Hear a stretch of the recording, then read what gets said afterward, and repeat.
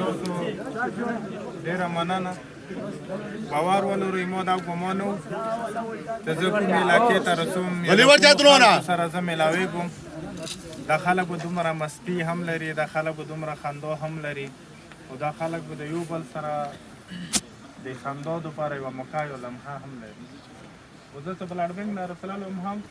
مو سره ډېر ملګري ناست وو خو زه کله پوه شو سره پټان بشاري ته ځي ما نه ډېرو ملګرو معافي وغوښتل چې موږ څه نه شو تاسو ته راتګ صرف یو خو د کیل واجه هم وه ایمو خواهش هم و چې زه تاسو سره دار شم بیا هم خواهش چې زه بشاري سره کښېنم د بشاري پټیو کې د بشاري ویالو منځ کې د بشاري ځوانانو منځ کې د بشاري مشرانو منځ کې موږ ستی ولرو تاسو ټول ځوانان دغې خبرې ته خو غور فکر وکړو چې یوه علاقه هم د ګیلو یا د شکو سره کامیابي نه موندي یوه علاقه هم د شکایتونو سره کامیابي نه موندي مونږ که همیشه دپاره دغې علاقې شکایت د حکومت نه کړی دی څو خواندې نه دی راوړی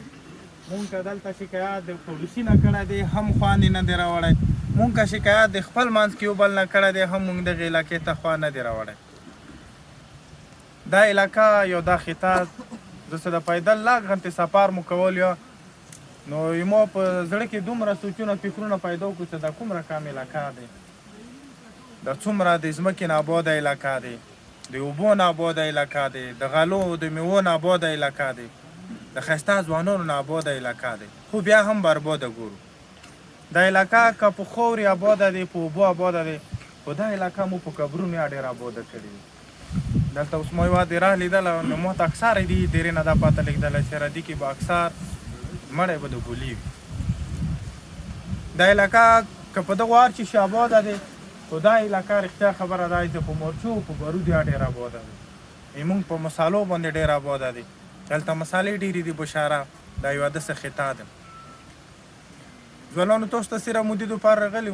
همو مسالو ته که چوک شنجېدا وي او که چوک نه وي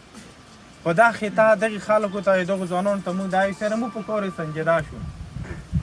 تاسو که دغې خاورې نه هر څومره وریا لوړ شو هر څومره لوړ شو ډېر خلک به کسوي پټ آبادو ته اسلام آبادو ته هر چي ته لوړلو هغه به د بشارې نه څومره هم وریا لوړ شي خو بیا هم دغه نشان دغه پهچان هغه به بشاره وي هغه به دا علاقه وي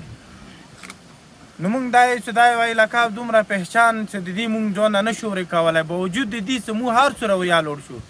د دغې علاقې د دغې خاورې بیا موږ سره ډېر قدر احترام پکار دی علاقه ملګرو هېڅ کله هم په دغو شیانو باندې آباده نه شو چې د تاسو کلونو راسې نه کوو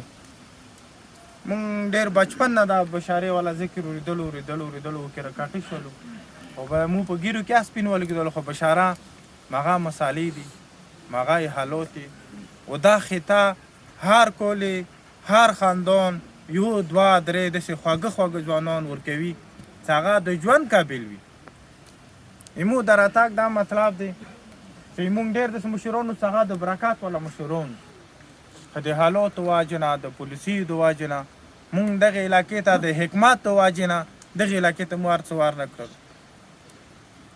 زه دغې علاقې چې څومره ځوانان دي که یو اواز د اخلاص نه وي او د جرات نه وي هغه اواز بیا اثر لري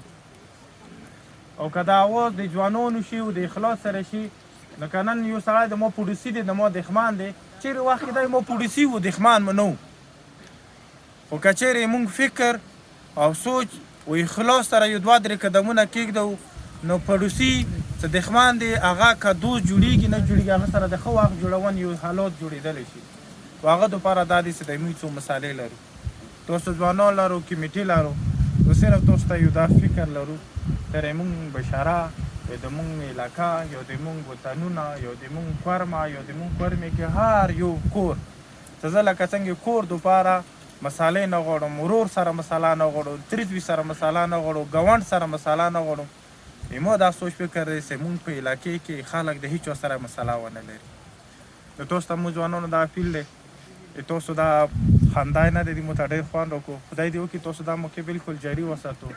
که د بشارۍ په جوړونې کې او د دې خطې په جوړونې کې که موږ تاسو دغه نه خپله حکمت نه کار ونه کړو د جرات نه کار ونه کړو خپلې خبرې ته سنجیدان وشو